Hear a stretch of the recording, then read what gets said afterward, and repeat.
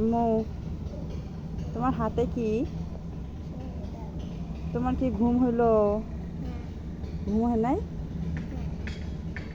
আর একটু ঘুমাবা। বিকেলবেলা ঘুম থেকে উঠলা, তাও ঘুম হয় নাই তোমার।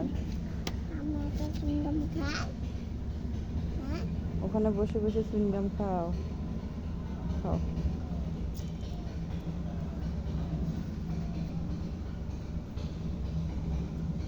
খুলতে পারবা না? আমি খুলে দিব। ওটা মুখে দেয় কেন? কাগজটা মুখে দেয় কে? ওই তোমার দাদি কি বলে?